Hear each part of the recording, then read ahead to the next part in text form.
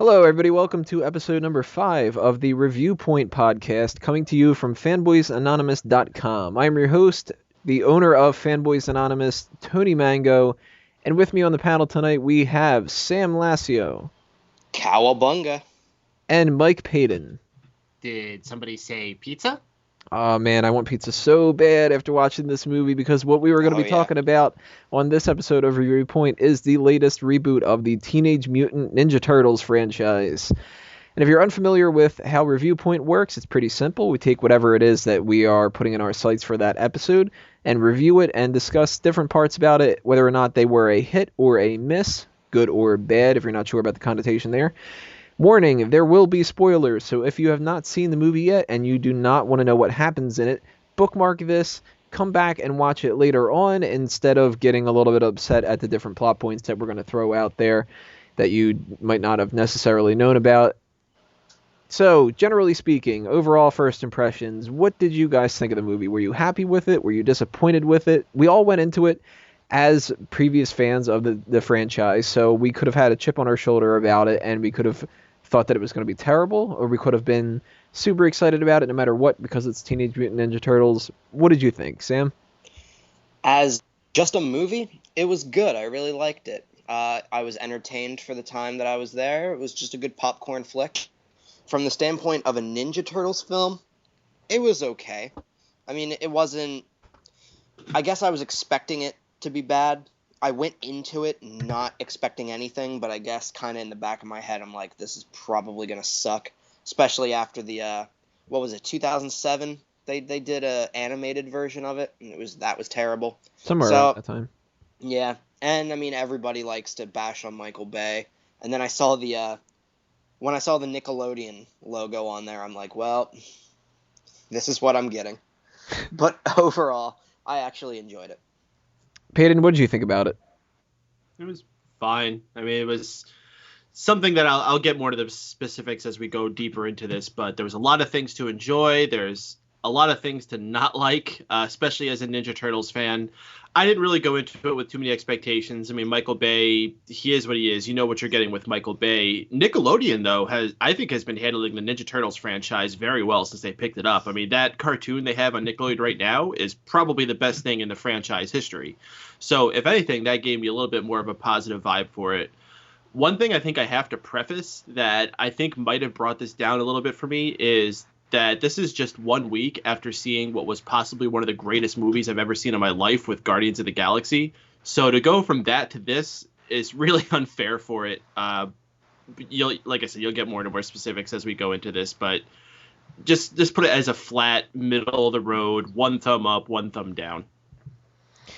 So we are going to break down a bunch of different plot points. We're going to break down a lot of things about the characters and some other extra kind of stuff, the action, special effects, music, etc., etc. But sticking to a basic kind of theme here of just the plot itself, we basically had maybe 3 stories, you can kind of say.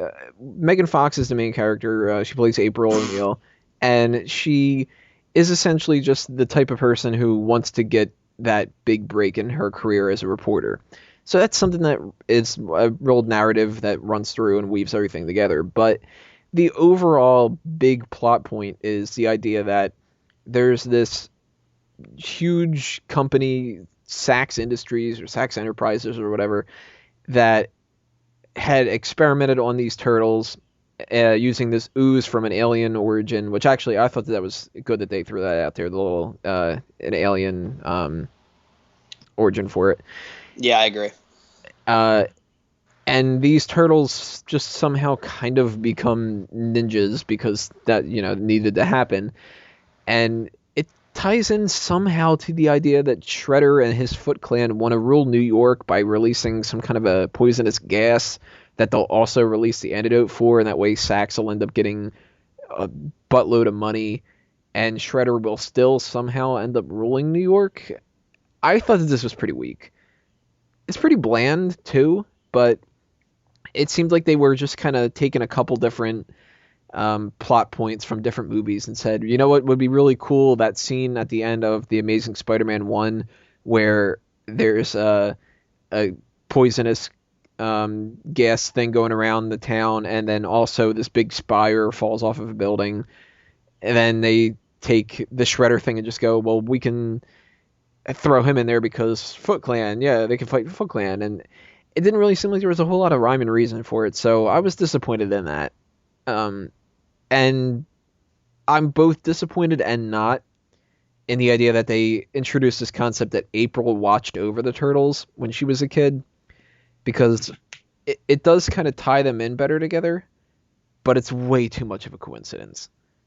And it's a kid's movie, sure, suspension of disbelief, whatever, but that bothered me a little bit too, because if the other stuff in the movie wouldn't have been so haphazardly thrown together in some certain ways, I would have been able to look past that a little bit more, but it seemed like they kind of rushed certain points and just wanted to get to the action and everything. Peyton, what did you think about the plot? Was that weird to see this kind of thing instead of just like the old movie that we grew up on where it's like Shredder has the Foot Clan, let's fight them? And I feel like they overthought the plot in this way too much. Specifically the humanistic side. And this is a common problem for these Michael Bay comic book movies he's been doing. Well, I guess he's really only had Transformers to put that on, but way too much focus on the human characters and not enough on the Turtles. I could have completely done without this whole April O'Neil business of her trying to convince her boss that she's not crazy and annoying ass Vern hitting on her the whole goddamn time. Complete waste of time with that movie. Once we got to the Turtles, it sped up a little bit more. I actually liked the little twist they had of April having known them in the past. I think that's a cool connection you can make without necessarily taking anything away from it. But Shredder's backstory really wasn't very well discussed in this. What he is now makes absolutely no sense, and I think we'll talk more about that when we get into characterization. But I really did not feel the story in this at all. In fact, there was at times throughout this movie where I was almost kind of like dozing off and losing interest because the story was not moving at a proper pace. It was just very, very lazy. What do you think, Sam? Agree or disagree? I'll generally agree. I don't understand how Shredder was supposed to rule New York City when this gas was going to be released and then there's going to be a cure. Like, how does that equal Shredder rise to power? I didn't understand the point of Eric Sachs. Like, okay, he's going to be, like, stupid rich. He has a helicopter pad in his backyard and a mansion. Like, how much more rich does he need to be? Like, that didn't make sense to me. Like, rich guy just wants to be richer because plot. That's all I really took away from it. April knowing the Turtles was actually a huge plus for me. It was actually a bigger plus than I thought it was going to be, because why the hell would you name 4 turtles after Renaissance painters, basically? And then to tie that in with like Project Renaissance, and then she names it, her dad being involved, that connection was better for me than here are 4 turtles, this is April O'Neil, they're just going to cross paths because Ninja Turtles is that way. See, I actually kind of like that a little bit better. I mean, I do appreciate that they went through the effort of trying to tie them together, because why not try to do something a little bit different every once in a while? Yeah. And it wasn't something really stupid like she used to be a fucking turtle and then grew up into a fucking April instead or something. They didn't go crazy with it. But there's a certain fun element that they lost in this movie that the other film had, where she stumbles across the turtles and she's just like, what the fuck, and has to kind of grow to appreciate them a little bit. It's quick in the first movie, of course, because it's a kid's movie and you don't really dwell on those kind of things, but in this one almost immediately she's just kind of like, big turtle things, those must be the turtles that I used to play with when I was a kid. And you're like, shit, you're a fucking reporter, and I know that you're supposed to be like an investigative kind of reporter and everything like that, so you pay a lot of attention to details and everything. But if I saw fucking turtles that were huge and fucking doing karate and all this kind of stuff, it would take me a little bit longer to start drawing connections to the fact that maybe they're a mutated version of the 4 ones that my dad used to experiment on every once in a while. That was a stretch to me, and that's something that was a little bit odd. I'm going to put a little kibosh on that there. I mean, first off, she did kind of get taken aback by them at first. She fainted when she first saw them. So it did take her a little while to warm up to them. And it's not like she just randomly put it together that she knew who these turtles were. She put it together because she heard their names, and those names were familiar to her because she had them written in her journal. That's true. Yeah, and that's she true. had that symbol written in there too. So she recognized the symbol. She didn't even connect it with Leonardo, but once she heard Leonardo and Raphael, then it kind of started clicking a memory in there. Yeah, you know what? You guys win that. You proved me wrong. Yeah, all right. More credit they deserve than what I was about to give them. Well, let's start talking about the characters, though. Of course, we got to break down each one of the main ones and stuff.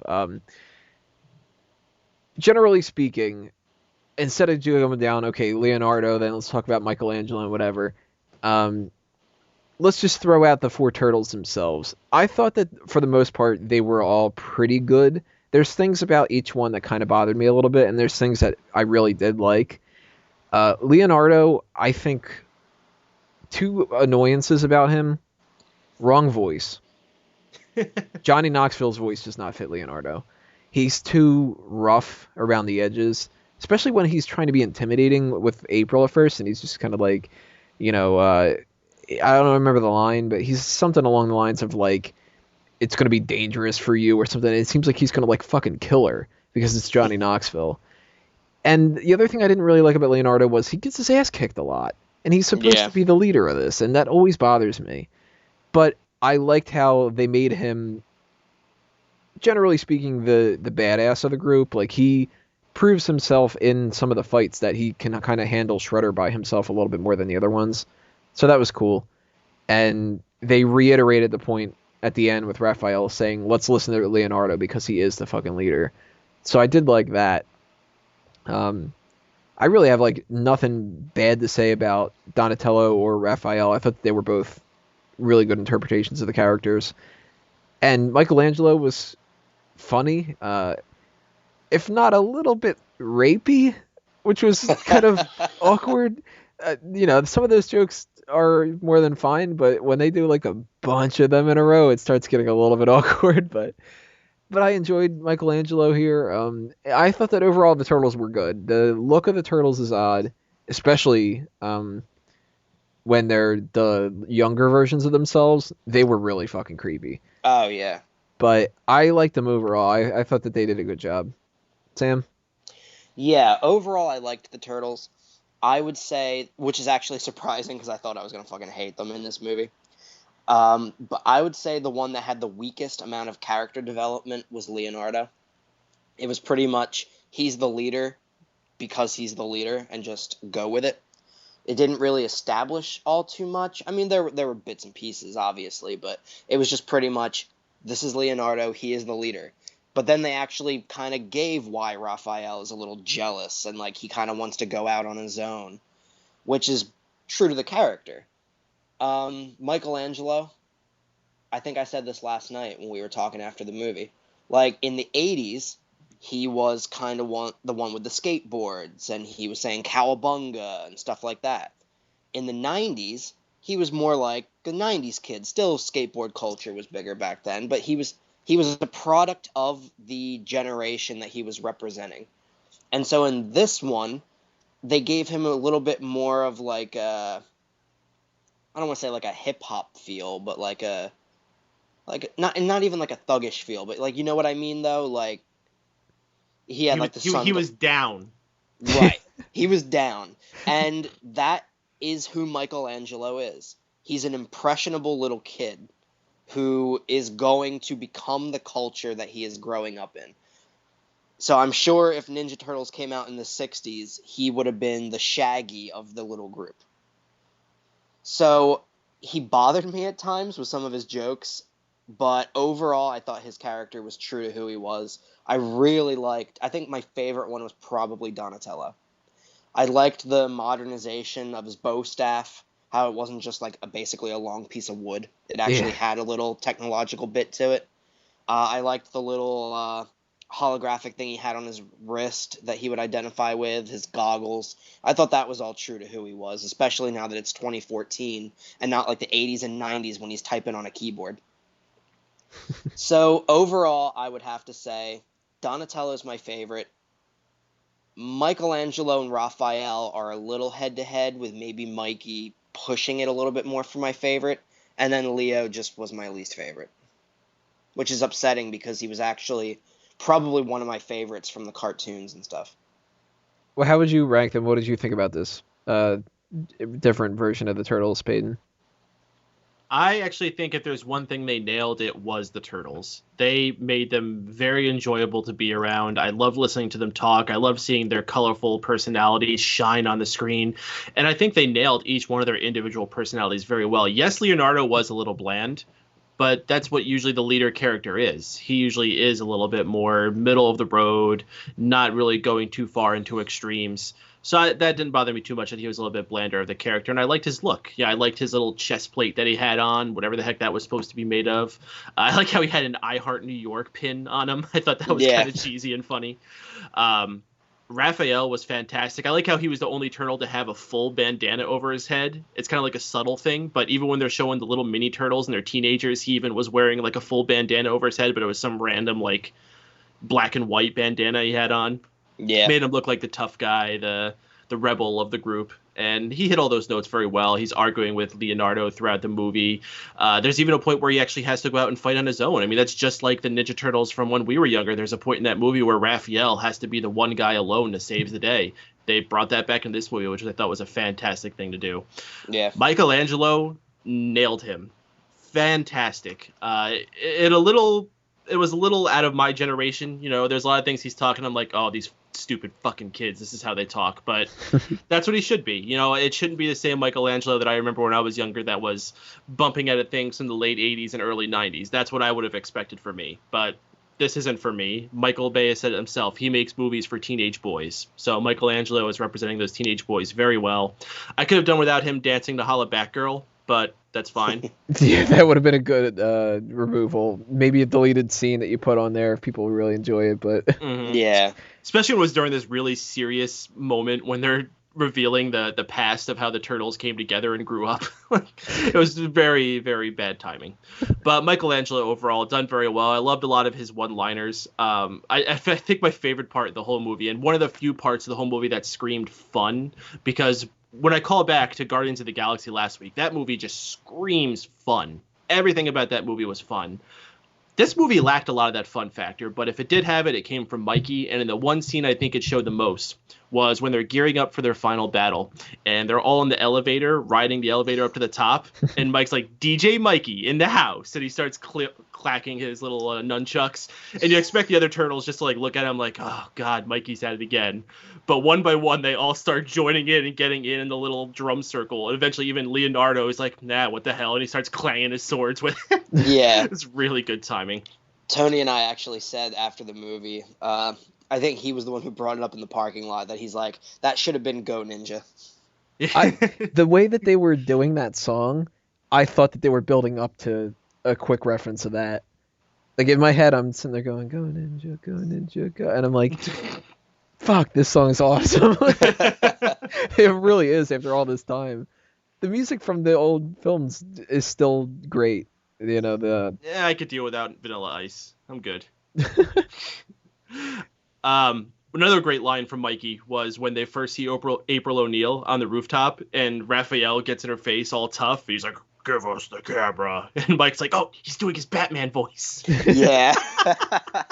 So Mikey saved the fun factor in this movie. And the other person, well, the only one that's left, and I think a lot of people are actually surprising me with saying that it was their favorite of this movie, was Donatello. And he was a fantastic role in this as well. I love the updates they gave him. His Google Glass version 10 that he had on was awesome. The staff was awesome, especially that first moment when they're doing that downhill sequence and he uses the staff to prop that car to flip upside down. And even he knows it's awesome. He's sitting there like, oh, wow. Like just having a total stoner moment as he's seeing the car fly over him. Yeah. Snorts. The whole Turtle crew was fantastic, and the way they worked together as a team, not just individually where they were great as a team, and that was something that I'm glad that they nailed so well, is that these guys work together to figure out these little situations and the big situations alike. And I think I'm running over time on this, so we'll move on to the next character. Yeah. So I'm pretty sure that all the turtles get a hit from us in that Yes. regard. Yep. We also have on the main core of the team, Splinter. This one, on the other hand, I'm going to give a big miss to. I thought the look of the character was really childish and really fake looking. I mean, the turtles, of course, are fake too, but the turtles, at least, they looked realistic in the sense that in this universe, I could picture them being mutated turtles. And yeah, I could picture Splinter being a mutated rat, but I could picture him more being a CGI mutated rat. And another thing I really didn't like about him, Tony Shalhoub does not have the voice for Splinter. Maybe I'm spoiled a little bit on whoever it was that did Splinter's voice back in the old original films, because that, to me, just seems so much more wise and a little sense of like a regal touch to him. And Yeah. this was just awkward. I hated his voice in this movie. It was cool to see him be a badass and to fight people and actually be able to contribute that way instead of being a frail old rat kind of a thing. But big miss for Splinter to me. I think that they should have stuck with Danny Woodburn. He probably would have had a much better voice. And then they should have had somebody do the character model a little bit differently too. What do you think, Sam? Hit or miss?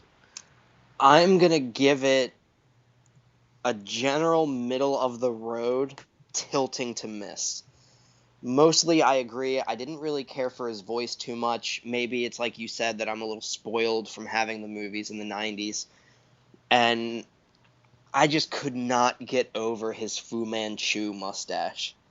Like, if he's a mutated rat, then why does he have that, like, mustache and beard kind of a thing? Like, whiskers would have made a lot more sense. Like, even if they wanted to make the whiskers kind of look like a mustache, that would have, okay, like, I get that. But, like, to actually give him facial hair was really confusing. And how he had his hair, like, tied up into that little tiny ponytail. Like, it just didn't make sense to me. I would generally give him a miss, but the only thing that's not just saying, like, oh yeah, I hated him, was his fight scene with Shredder. What do you think, Peyton? I would probably be about the same, around the middle, but erring a little bit to the side of miss. The whole facial hair thing didn't bother me as much. There have been other incarnations of the Mutant Ninja Turtles that have had him with some type of facial hair, so it makes sense. He's the wise old man to me, but other than that, the model looked terrible. It was ugly. Why was it so, like, shiny? It looked like he was covered in scabs. It looked so fake compared to everything else. I mean, I know a lot of this was CGI, but he just looked awful. I don't know what they did with that model, but it did not look good at all compared to everything else they had going on there. I mean, he's not in the movie very much, so you don't have to spend too much time with him, but oh my goodness, that was a miss. Now that I'm thinking about it more and more, Splinter was a miss. And I don't know, I really didn't feel a whole lot of sympathy for him during that scene where he's getting beat up and all the other turtles are racing for him. I thought that was well done when they're closing the gates and the turtles are trying to get to him while he's getting beat up by Shredder, but I don't know. He could have been done a lot better. Part of me actually kind of wanted him to die in that scene. Yeah, that probably would have made it better. I was expecting him to. I figured maybe they could bond April and the turtles together because they both lost their fathers, kind of a thing. I mean, I'm not has to be a disappointed. franchise. Yeah, I'm not disappointed that he didn't die, but I wouldn't have been disappointed if he died either. Then there's April, who I'll give credit where credit's due. A lot of Megan Fox people are just vehemently against the idea of her being in any movie. And when they announced that she was going to be April, there's a huge backlash of fuck her, she can't do the job, whatever. She was not as bad as people made her out to be. I think she did a pretty damn good job. She's not, going to win Academy Awards for this performance or anything like that, but nobody's going to win an Academy Award for any performance in this movie.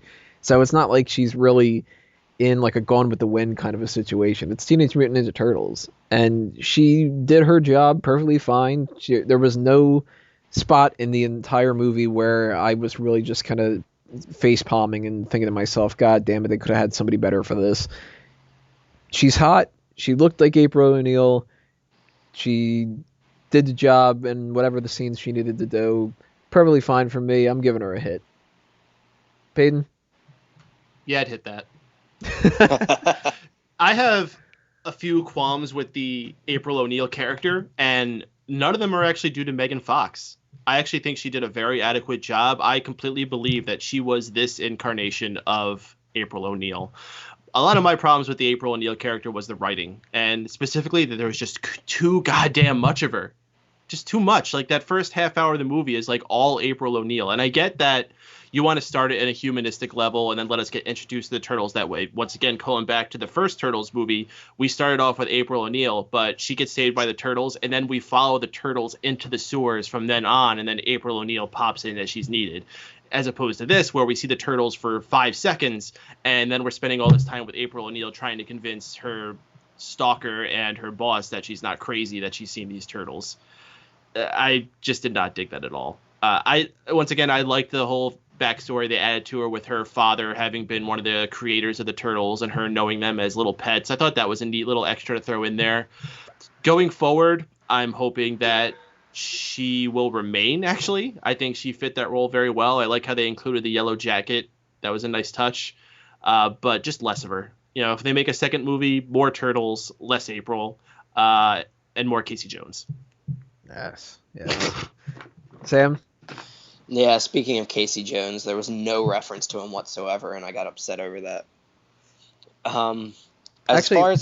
Before we get your thoughts on April, let's just throw that out real quick, because it was something that you and I talked about before.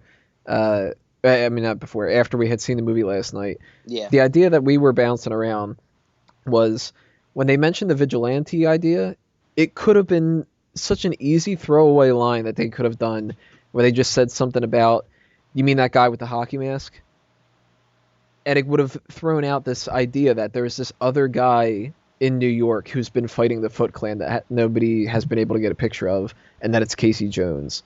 Or he could have even, I think this was your suggestion, after the vigilante thing with the Ninja Turtles and whatever, they could have had at the very end some kind of a quick reference of, like, people are being inspired by the Ninja Turtles and fighting back and whatever, and maybe you see somebody with like a hockey mask on or something. Like, that would have been really cool. I think Casey Jones was missing in this movie. Yeah. So you want to tie together that and April, because and then I'll go back to you, Peyton, about your thoughts with Casey too, if you wanted to. Would have been something that could have helped April out if she would have had Casey Jones as her backup person instead of Vernon, or was April fine the way she was in this movie and we'll deal with that later or something? I didn't really feel a need for Vern. I think it was you who said that he was actually a character from the comics. I mean, that's fine, but he just felt like he was just a side character, and that's all he really was. He didn't need any more or less. His hitting on was a little creepy, but as like a jokey, like, hey, look, this guy keeps hitting on April and never gets anywhere with it. Ha ha. As far as April is concerned, though, where I was afraid with Megan Fox is actually what happened with a different character. I was afraid that I wasn't going to be able to see April. I was afraid that on screen I would just look at her and I would just see Megan Fox. And I wouldn't be able to get past that.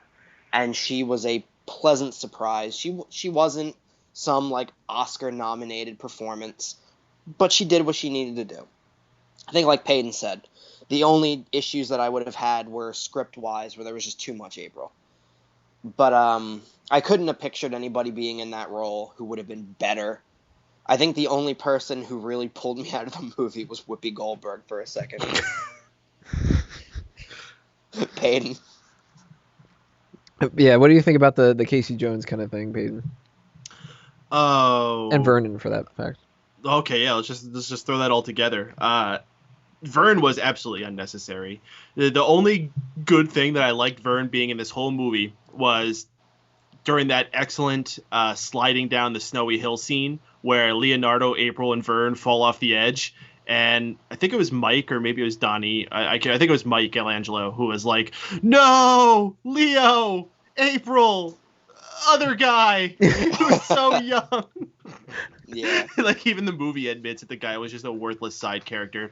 And you're right, Sam. He should only be a side character. And back in the Ninja Turtles cartoons, he was in those as well. But he was just the camera guy. That's all he was. You only saw him when April was out on assignment and she needed her camera guy. Otherwise, you would have never known his name. You would never have known he existed. There was no reason for him to be speaking. Vern.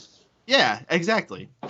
Whoopi Goldberg was fine, I guess, if not just really generic and unnecessary to get someone like Whoopi Goldberg into that role. I'm fine that they gender bended the character. I mean, you figure they're going to do at least something like that with one character, and if it's going to be a meaningless character, it doesn't really matter. But Whoopi Goldberg, fine, whatever. It did. She barely said anything in the entire goddamn movie, so that's fine.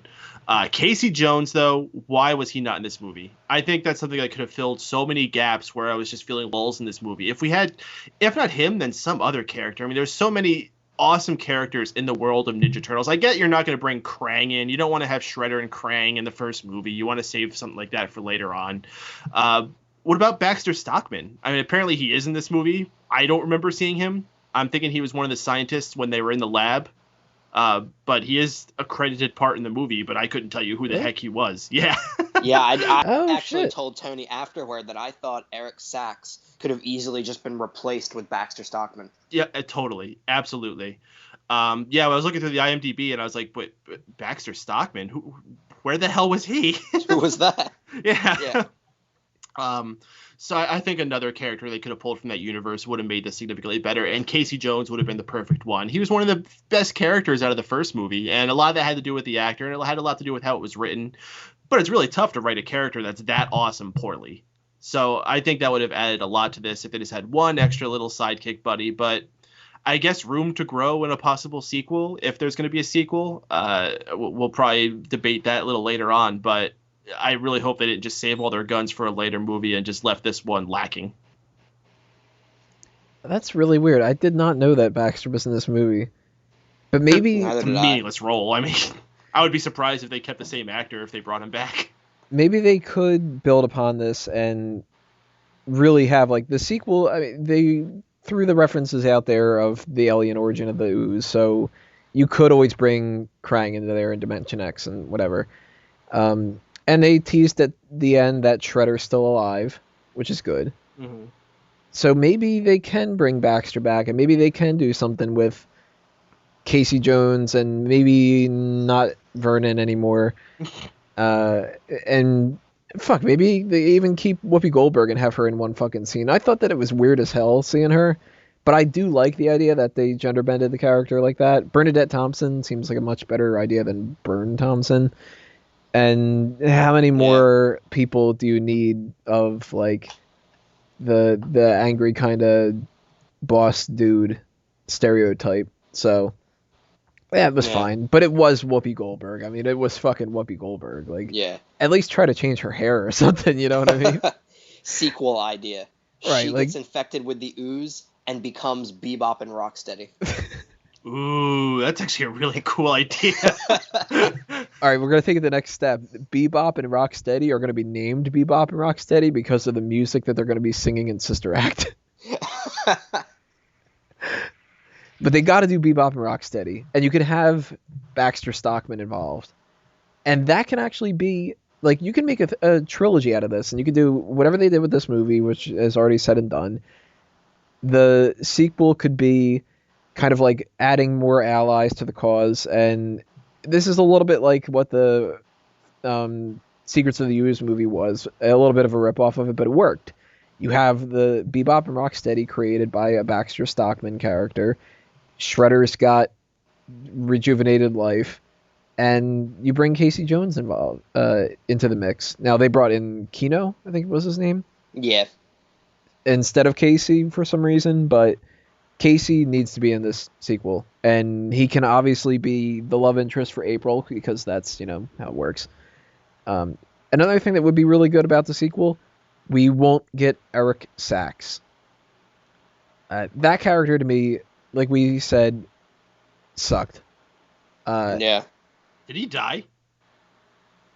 I don't even remember because I didn't care about him enough to know. Yeah, I remember him leaving with that briefcase, and I don't remember what happened to him after that. Vernon hit him with something. Oh, that's right. He hit him on the head with a microscope. He might not have died. I'm guessing he just got arrested, so he could probably be broken out of prison if they need him again. He might have died God, I in hope like not. the big like fire kind of explosion thing. Yeah.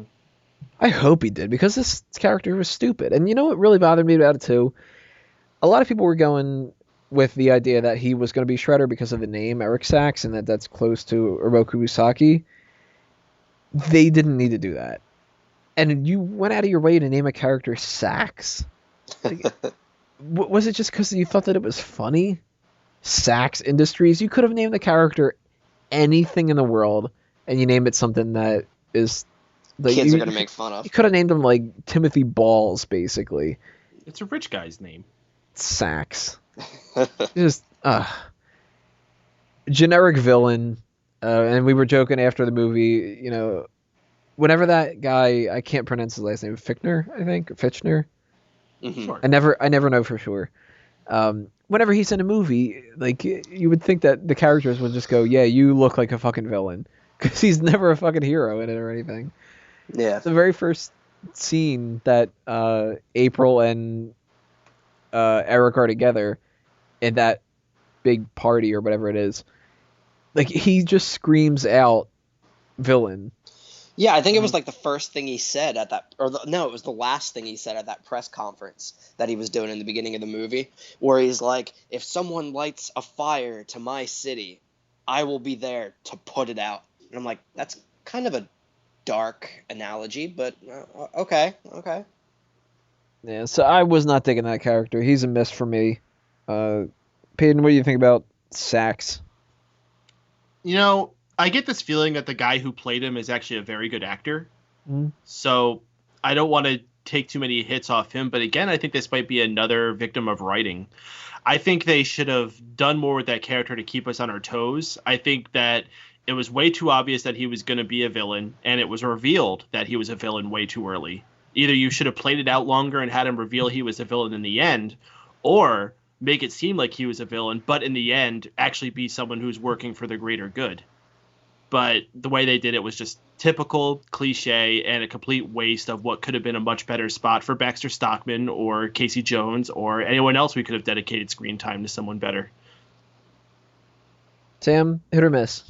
Definitely a miss. I mean, the trailers set him up to be Shredder. I don't understand the point of that. Did they just want to upset people, and then when they actually went to see the movie, they're like, oh, look, he isn't Shredder? I don't get that. They had him, like, walking towards the Shredder armor in the trailers, and then just someone in the Shredder suit with, like, the blades and stuff. So, like, I didn't see a point to, like, teasing that he was Shredder. The fact that his name was the Americanized, or, like, what would you call it, like, Latinized version of Oroku Saki, all signs pointed to this is Shredder. And it's like, okay, you whitewashed Shredder for no reason. And then he's not even Shredder in the movie. Like, the Shredder that we all know and love is the actual character. It just felt like there was no point. Baxter Stockman could have been that guy. He could have been the face of a company who was working with Shredder. Done deal. I believe that. True to the characters. I could have walked away from that movie liking it a little bit better than getting a decent actor to play just a part that I didn't think was necessary for the movie. And like I said before, it seemed like his whole goal throughout the movie was rich man wants to be richer. If his company was worth like maybe a couple million and he wanted to be like this billionaire, that would make sense. But he had a mansion and he had a helicopter pad in his backyard. He's the name of Sachs Industries.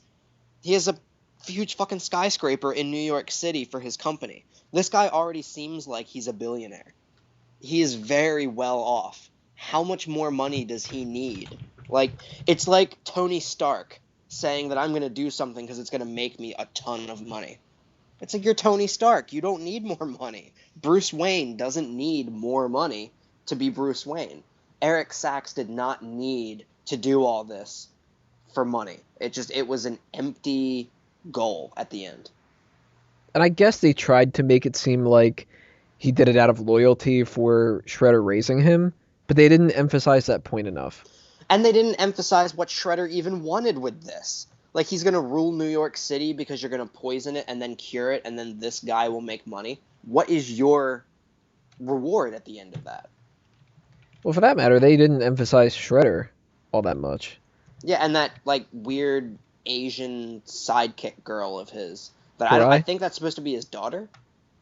I don't think Karai is. She is a previously made-up character, though. She's not. Yeah, I remember he had a daughter, though, didn't he? I can't remember about that. Do you remember any of that, Peyton? No, I just got the impression that she was just some lackey of his. Okay. But, like, is the next thing we're going to talk about the Foot Clan? Because I really want to bitch about them next. Yeah, the Shredder, Foot Clan, Karai, like all them together. What do you think about them? Oh my god. I think other than the Turtles and April not failing like I thought she was going to, one of my favorite parts of the movie was the fight scenes with Shredder. I actually loved Shredder. The fact that they said, like, we're going to take your armor to the next level. It's like, well, they showed earlier in the movie that the Turtles can move those giant crates, like, by themselves. So obviously they are very strong. And I think they even showed, even when Leonardo, when he jumped and he landed, like, on that rooftop, he cracked some of the concrete. Like, they're powerful beings. So you can't just have a master martial artist fight them. It's just, it wouldn't be real to me if you did that. So the fact that they made his armor like not a mech, but close to it, it upped his strength enough that his martial arts mastery on top of that made him just whoop their ass the entire movie, and I loved it. So Shredder was actually a big hit for me, and I love the fact that his blades popped out and then, like, would magnetically come back. I actually thought that was kind of cool. Karai, okay, female lackey. Other than that, kind of like the big dude from the original Turtles movies. What was his name? Tatsu, I think. Tatsu, yeah. It's basically just a female Tatsu. That's all I saw it as. And then the Foot Clan was just absolutely terrible. Maybe I'm romanticizing the Foot Clan from, like, the 90s movies and, like, the cartoons, but they were actually more martial arts-esque, I guess you would say.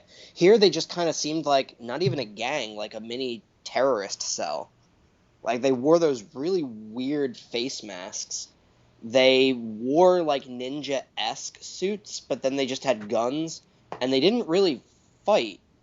Like, I know in the 90s movies they were basically, like, adopting kids into the gang, but if you remember, like, they were training them in martial arts anyway. Like, they had these huge, like, arenas where they were training to be a member of the Foot Clan. Here it just seemed like guy with gun, guy shoots gun, turtles beat up guys, end. I didn't care about the Foot Clan. They were just guys with guns they were basically just there. I felt like they were just thrown in there and called the Foot Clan. I don't believe that they were the Foot Clan. I mean, obviously they were. It's not like I think, oh, well, we're going to see the real Foot Clan in the second Turtles movie. But they weren't the Foot Clan to me. They were a complete waste, and I think they were a huge miss for the movie. But Shredder is definitely a huge hit for the movie. And then I always forget her name, but the female, like, head of the Foot, I didn't care about her either. She was a miss. Maybe if they hear enough people complain about it, they could do something in the sequel where, like, Shredder had this group of people in the Foot Clan that were like the Americanized troops, and well, Americans always used guns, so that's why they had guns, but they didn't get the job done, so let me bring in my elite pack of people that are actually like the martial artists and stuff. That might be a way to get around it. I would like that. Well, when it comes to Shredder, Karai, the Foot Clan, and that whole group of people, what did you think about that, Peyton? Hit or miss? We'll talk about our main villain syndicate. The Foot Clan was an utter disappointment. When I think back of the Foot Clan of old, it was this really mythological group with awesome fighting skills and this really great feeling of almost like a family outside of just being this crime syndicate. They were these people who took each other as brothers, and they protected each other, and they shared knowledge with each other, and they shared living space and items with each other. You know, what was that one thing? The kid gave up like a Walkman to get some cigarettes or something like that. Like they had their own society amongst each other. This, not at all. I mean, there is like no difference between the Foot Clan and like ISIS to make it a little like current event wise. There's that one scene where they're like, this is what I'm going to unleash in the world, and they just grab one of the random Foots and shove poison down his mouth. It's like, why do any of these guys want to stick around after they did something like that? Like, why do you want to keep working for these guys? That was really poorly done. Kurai was a complete waste. Just another stupid character that they could have dedicated screen time to somebody better. And for that matter, I thought she got taken out like halfway through the movie. When she called them out in the subway, didn't they like take out all those guys and tie them up with rope and shit like that? How did she escape that? They never really explained that very well. That's true. Because ninjutsu. Yeah, okay. I really never even got any kind of impression that she knew how to fight, or any of the freaking Foot Clan people knew how to fight. The freaking putties from Mighty Morphin Power Rangers fought better than they did. I was thinking the putties. Shredder, oh boy. I have to kind of go in the opposite direction of Sam on Shredder. I really did not like him. I thought the suit looked cool, and I like the idea of what they were doing. I think they just overplayed that one trick that he had of popping those blades out and shooting them in and out of his knuckles. Yes. Like, I thought Shredder was so awesome as a martial artist. And I get what Sam makes a very good point, that if you make the Turtles a little bit more superhuman, you have to make something more for them to contend against. Well, you kind of put yourself into that hole. But the way I see it, you either have to go all the way with it or nothing. My favorite scene with Shredder was that first scene where he's sitting there all tied up and the guy goes to fight him, and he just like grabs his arm under his chin and like breaks his arm and takes him down, all while keeping his hands and feet tied behind his back. That was super badass. I never got a feeling that he used those skills all that time he was in the suit. I never really saw him as any kind of great fighter while he's in the suit. He's just using his big, beefy arms because of the armor while people are throwing fists at him, and then when he gets a chance, throw out his blades. Really? I kind of saw it. I mean, he would like kick and jump and flip and stuff like that. Maybe it was just happening too fast for me to notice. Yeah. But I don't know. I needed more out of it than just robotic Wolverine. If you were going to put him in this big, fancy suit, go further with it. Have him pop out some other weapons. Have him pop out some rockets. Have him be able to have a jetpack come out of him and fly all over the place. Like, do more with it if you're going to go that route.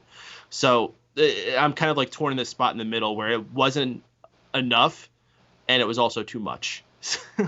I'm a bit disappointed with that character. And for that matter, I'm disappointed with his relationship with Splinter was eradicated. Because I like that story about him watching him train fighting and learning his moves while watching him fight. I thought that was a great little story to have for him. But yeah, give and take. I mean, like I said, I also like that story with April O'Neil finding him. So you could have found a way to work them both, but I guess it was easier just to do it that way. Overall, I think Shredder was a big miss. And if they want to keep him as something going forward, which it looks like they do, because at the end of the movie, we get the tease that he's not quite done. Right. I think they need to retcon some stuff, or at least have him come back with some more improvements to that suit. So you brought up the idea of the action, and it was a little bit too tough to follow. I kind of agree in certain extent. It really felt like a Transformers movie to me. Oh, especially because of Shredder. Like there were some sound effects that happened while Shredder was fighting that sounded like they were right out of a Transformers movie. And the slow motion goes, too. Whoop, whoop, whoop, whoop. Oh my god, the slow motion was so overdone, especially for his blades flying through the air. Yeah. Screw that. Yeah, that's a bit of a miss for me too, because even though that action has its place and it serves its purpose in some ways, that is better for like a Transformers kind of movie and not for this one. And even in the Transformers movie, it's tough to tell the people apart. And the Turtles have these distinct things about them in this film. You know, we got like the hip hop kind of a garment that Michelangelo is wearing. Oh yeah, that was actually forgot to mention, is that not even just their clothes, but like in all incarnations that I've seen, it's just like the generic same turtle with like color coding on them. But here, some of them don't even have that. Yeah. The original Turtles just all wore red. Yeah. Yeah. I did like in this one that it's not only the clothes, but even if they removed all of the little garments they had on them, you could still tell which turtle was which. Right, but what was odd is when it was in the middle of the action sequences, so much extra crap is flying around that you can't see that as much. Yeah, when the snow is covering half the screen, I can't tell if it's Donatello that's punching somebody or Leonardo. So that is something that I would say is a miss. It's not the biggest miss in the world. It wasn't something that I'm watching that and I'm just completely thrown out of it because I could tell it's just a bunch of CGI thrown on my screen like the past couple Transformers things. But I'd say I was disappointed in that. And that combines both the structuring of the action sequences and the special effects themselves. What do you think about that, Sam? Hit or miss? I'll agree with you. I mean, the action sequences were hit or miss individually. As a whole, I actually liked the action. The downhill slope was really cool, but I agree that it just seemed there was too much going on. But the fights with Shredder, again, they actually kind of blew me away sometimes. Not the initial fight with Splinter. That just kind of was to show him off a little bit. But that last scene where he's trying to release the gas and the turtles are after him and he basically whoops their ass and they're just like, all right, what do we do? Let's try this. Doesn't work. All right, let's try this. Doesn't work. I was actually liking that. It was showing just how powerful Shredder actually is. And I don't know if I liked it or not when they were like, you want to play Buck Buck? And like, what do you mean? Oh, Buck Buck. Like, okay, a little nod to their childhood games they would play.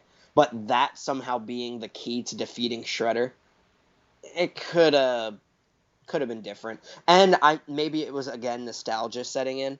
But when he fell off the thing for the last time and crashed down to the ground, I was really kind of hoping he would fall into a dump truck. But Casey Jones wouldn't have been there to hit it. True. What if that would have been the only time in the movie Casey Jones popped up? Like, he's just a fucking garbage man in this one. He's just kind of like, oh, whoops, I'm Casey Jones. See you guys in the next movie. And it's still played by, what's his name? Elias Koteas or whatever. Was he in his 50s now or something? That's fucking hilarious. Hit or miss for the special effects and the action scenes, Peyton? I'm actually going to give it a pass on that one. There's some action scenes that were kind of bleh. That first fight scene, as Sam said, with Splinter and Shredder was pretty meh. The only thing I really liked about it, as I pointed out before, was when all the other turtles are trying to get to him and he's closing down the gates. Like, no, master, and they have to figure out their way to pry their way inside. I thought that was kind of... And then they started yelling, like, father. Mm-hmm. Like, that kind of started to tear me up a little bit. Like, man. Yeah. Who brought onions into the theater? Oh, God. That downhill sequence though I thought was superb, and it was kind of awkward because we're in this movie in New York City and all of a sudden we're in like the French Alps. I don't really know how that. Where were they supposed to be? Do you know? No idea. Because I live around this area. They seem to be able to drive there. Were they in the Poconos? I don't know. There's not really anything that looks quite like that in a quick drivable distance from New York City. I mean, if you go like a couple hours away, you can get into like the Hudson Valley or like certain parts of Pennsylvania, but there's nothing on that in like Westchester County or Long Island or anything directly out of New York City that they would have gotten to. So I have no idea where the crap they were.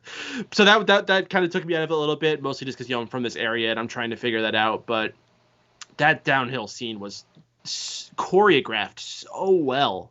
Just the timing of everything going with it, the way they're bobbing and weaving underneath the trucks, the timing of all their weapons taking out all the other trucks, and even all the way up until the very end of it when they're going off the hill. They kept the tension high. They popped in a little bit of humor when they needed to keep it light.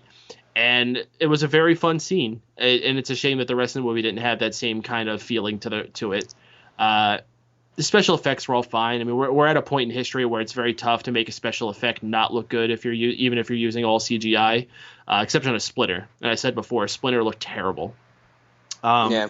Shredder, for all my qualms about him and his suit looked great. It looked fantastic. It looked intimidating. It looked like a force to be reckoned with. So they did a great job with that. And the character models in general of everything they made. New York City looked cool. I like the darker look they gave New York City in the original movie, which is funny because this is supposed to be the darker movie, but it looked a lot darker in the 80s movie. What year did that movie come out? 91? 1990. 1990? It's still the 80s. Yeah, I actually have to give it a full pass on that one. There's not perfect. There's things to complain about, but 7.5 to 8 out of 10.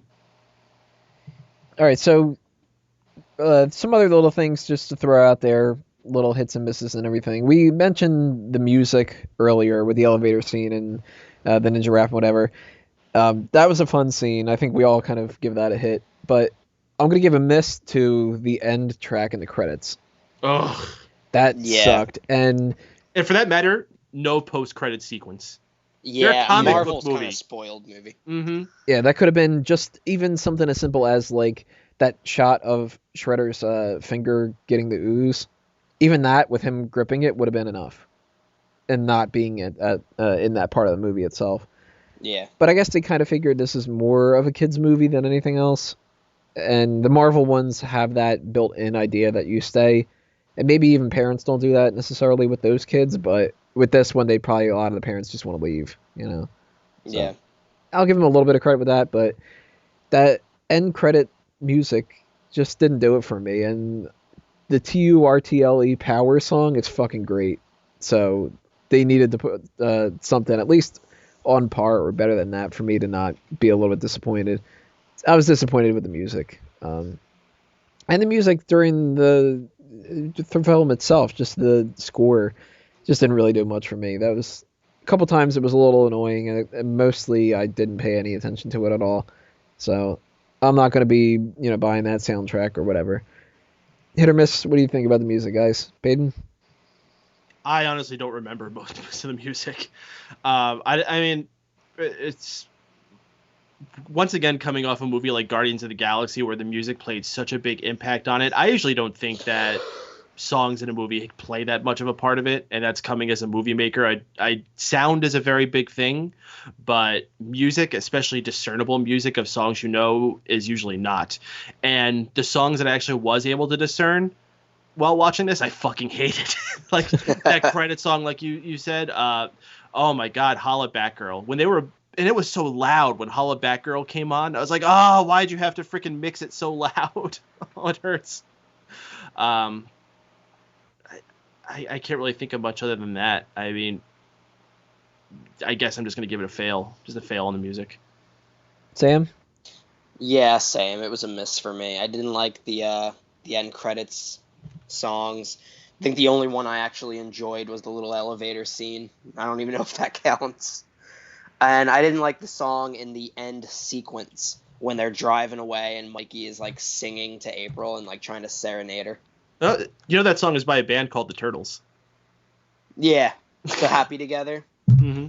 Yeah, I thought it was kind of funny, but actually one thing that wasn't even brought up, not really on topic with music, but just in that sequence, I was happy that we got to see a glimpse of the turtle van.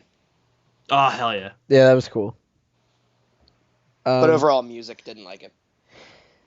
Something that I think, for the most part, was a hit in this movie was the inclusion of pizza. They didn't need to go over the top with it, so that's why I'm glad that they only had like 2 scenes really where they talk about pizza. But they even made it kind of the reason why they like pizza so much is because that's what April fed them as a little special treat. I thought that was a nice little nod.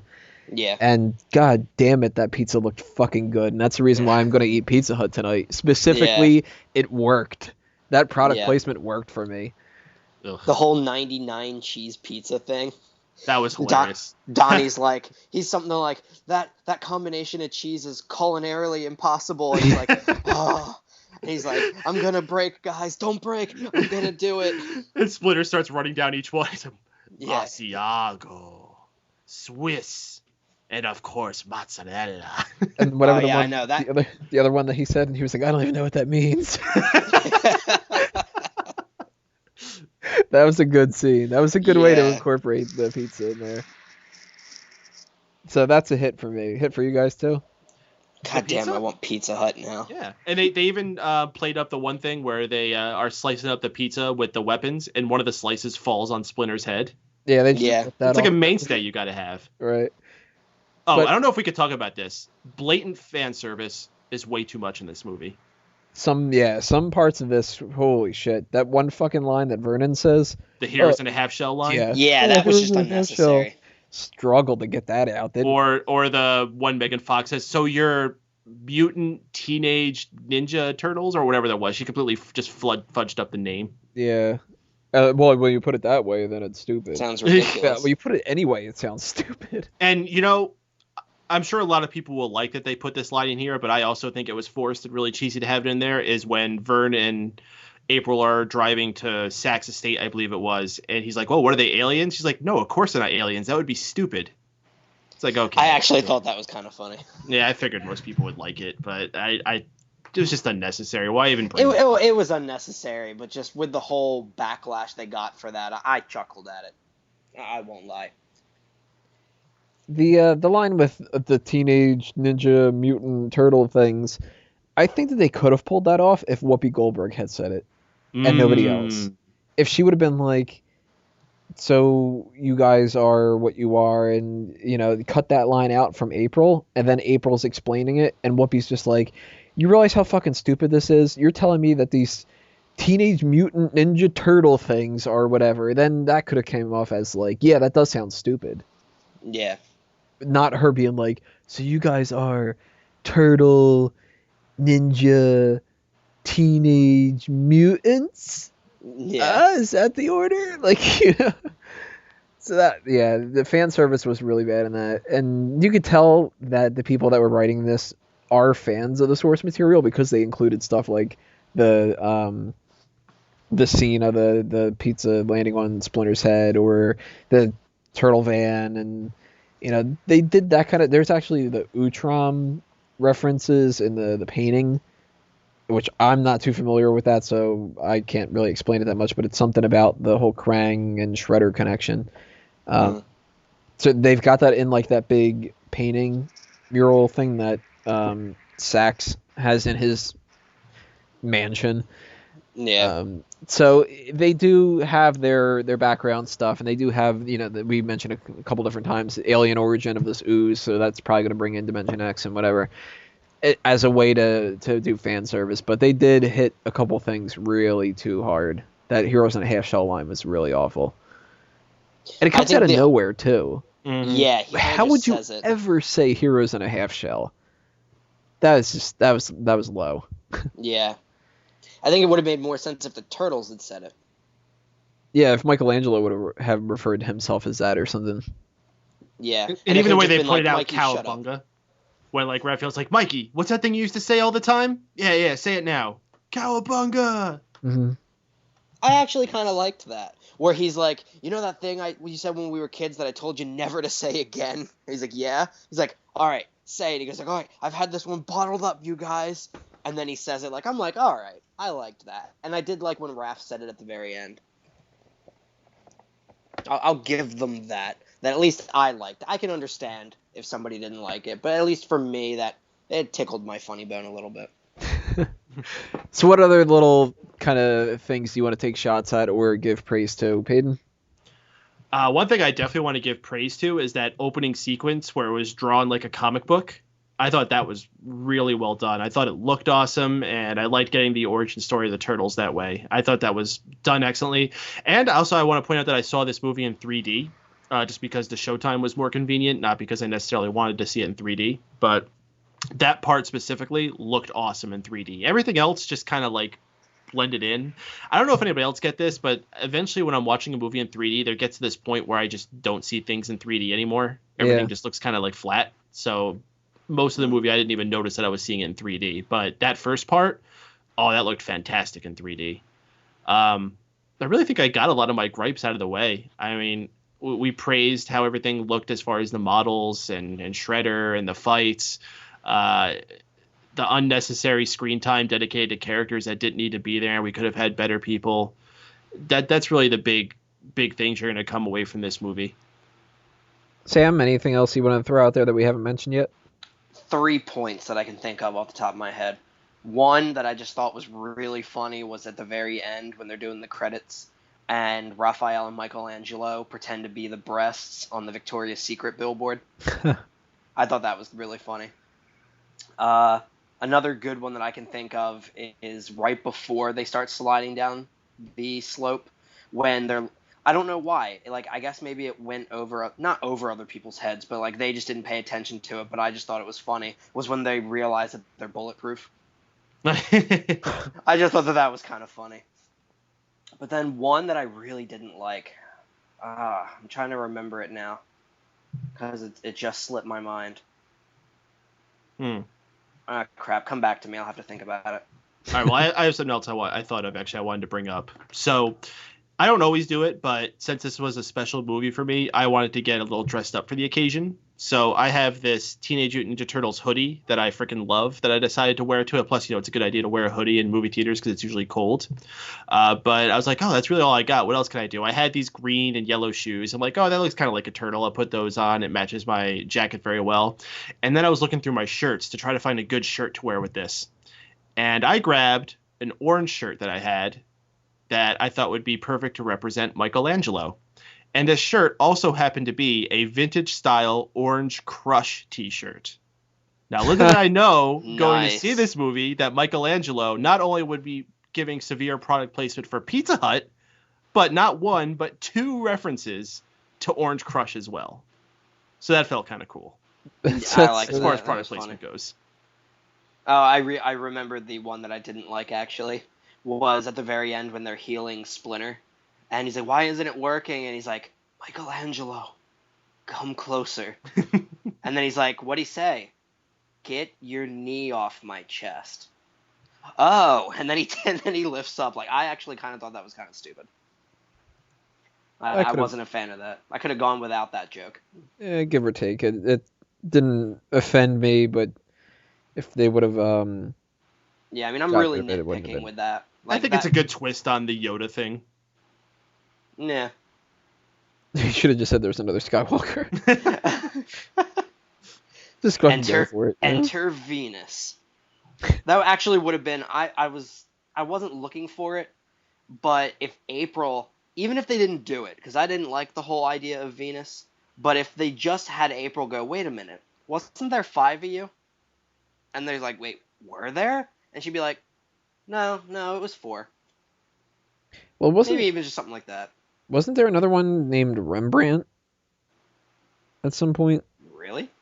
I don't remember. I vaguely remember hearing that. Maybe it was like a fan fiction thing or something like that, but Rembrandt seems a little familiar. God, I sure hope that's not canon. Well, they've had much, much worse stuff than just adding another turtle. If you look at different villains and stuff, it's ridiculous. Yeah. But final thoughts, if you had to say whether or not the movie itself is a hit or a miss, when you boil everything down, all the positive and all the negative, what would you say? Peyton? It's tough. I mean, like I said, last week I just saw Guardians of the Galaxy, and if I was going to recommend anybody to go see a movie in theaters, it's that one. If you're a huge Turtles fan, I guess it doesn't hurt to go see it, but I would say this is a red box movie. I mean, once upon a time, you had to see a movie like this in theaters to get the full experience of the big screen and the loud noises on the stereo, but most people have home theaters now. I would save the money. See for $1 what you would be seeing for $9 at a movie theater, if not more, depending on where you go. It's fine. It's not going to go down in history as the iconic representation of the Turtles that I think a lot of the other things have, like the first couple movies. And even for present day, as I said, that television series on Nickelodeon is one of the best things in the franchise's history and blows away this movie leaps and bounds. It was fine. It was a fine waste of an hour and a half, but it's not something I'm going to say, you have to see this movie now. It was amazing. Go, go, go, go. No, I say wait. You're going to say go Ninja, go? Sam, hit or miss overall? Overall, taking everything into account, I'll give it a hit. It's not a huge hit. And if someone's going to say, okay, well, would you recommend we go see this in theaters? I'd say, okay, well, did you see Guardians of the Galaxy yet? Did you see Dawn of the Planet of the Apes yet? I'd even be inclined to say, well, did you see Lucy yet? I didn't see Lucy, but I heard people tore it apart. But I would at least run down a couple movies to be like, well, if you saw all those, go see Ninja Turtles. But if you haven't seen those, then definitely I would say wait for this, and like Peyton said, maybe just red box it. But I wouldn't tell people not to see it. I enjoyed it. I didn't expect too much going into it, and I came out entertained. So, and that's all it really should do. I am a bit on the fence because I can't quite decide which is more important. Did I like it, or do I think other people will like it? If you were going to just tell me I have the overall control of whether or not this is a good movie or bad, I might lean a little bit more like maybe like given like a 49% kind of a thing, which is slightly on the miss scale, but maybe a 51%. I mean, it's really tough for me to kind of decide here. It is not my Ninja Turtles movie. And there's not going to be any kind of instance where somebody mentions Ninja Turtles and I think of anything in this movie. I'm immediately going to go back to the animated series and from my childhood and the first two live action movies. That's always going to be it. If I ever get the urge to watch Ninja Turtles, I'm going to watch one of those two movies, not this one. And I might not even ever watch this movie again. But if there's a sequel, I'll go see it. And I definitely agree with what you guys are saying that most people, they don't need to see this in the movie theaters. They can wait, they can download it, they can watch it on Netflix, whatever the case may be. In that sense, it's a hit. You should check it out if you're a fan of the series because it's not horribly offensive or anything. And it's even not something like a Ghost Rider, where if you're a fan of Marvel superheroes, you'll probably go check it out, but it's such a fucking terrible franchise that you shouldn't bother. If you like Ninja Turtles, you'll probably at least be okay with this movie. So, gun to my head, I think I'd end up going with a hit, but it struggles to get that hit. It's certainly not a bullseye from my point of view. Yeah, I think the biggest reason I would tell people to go see it is because I'm really scared that this movie isn't going to make money. And if this movie doesn't make money, we're not going to get a sequel.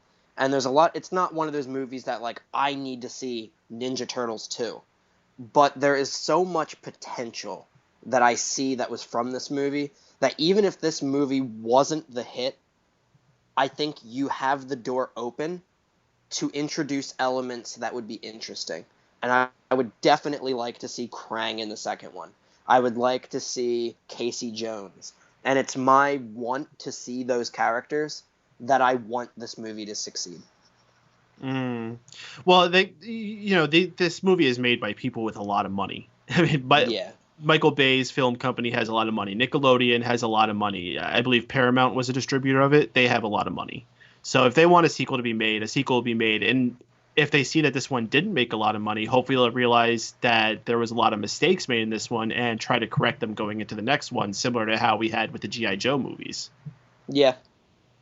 I have a quote I want to close my bit out on that I found here. This is from the Facebook page for Rocket Raccoon, one of the characters from Guardians of the Galaxy. And he just posted this about 10 minutes ago via our recording time. And it is, Kung Fu turtles are cool and all, but I could blow a 3-foot hole through each of them. I assume their film will do well, but it's nothing but a pile of stinky sloth when it compares to our film. So before we say goodbye, we're going to go around the room one more time to give everybody a chance to fill you in on some of their projects and different things that you should look out for. Sam, anything you want to plug? You could just check me out on, I post occasionally on the Facebook page for Fanboys Anonymous. I tend to try to update the Tumblr page as much as possible. I will be on the Daceman show in September, where he's going to do a science-related Daceman episode, and I'm basically going to be there as the scientist that makes sure they don't kill each other. And Peyton? Please stay tuned to everything going on megapowersradio.com. We are going to be having a new show debuting this Sunday, which will be up on fanboysanonymous.com as well, called Nerd Court, where we settle all the biggest arguments going on in the geek world. In our debut episode, we are going to be settling: will sex with Superman kill Lois Lane? Going to have both Anthony and Sam on that episode, as well as a few other fanboys and fangirls joining us. It's going to be a first time ever for this, so it's definitely going to be something unique, unlike anything else that we've seen on any of our shows, so definitely be on the lookout for that one. And also, all three of us, as well as other fanboys and fangirls, will be in attendance at New York Comic-Con, upcoming this October in New York City. So if you are going to be in the area for that, be sure to hit us up, look for us. We're going to be looking to have a lot of fun while we're there, and we'd love to have it with you. Well, that's a wrap for this episode of Review Point. On behalf of everybody on the panel for this episode and all the fanboys and fangirls that couldn't be here, thank you for listening and shooting the breeze with us. We hope you had fun, and we want to know what you think were the hits and misses of this movie. So leave those comments below. Make sure to subscribe on YouTube, iTunes, Stitcher, wherever you're listening this. And stay tuned for everything else coming your way from fanboysanonymous.com. This has been Review Point Episode 5. I'm Tony Mango, and I am a fanboy. See you next time, everybody.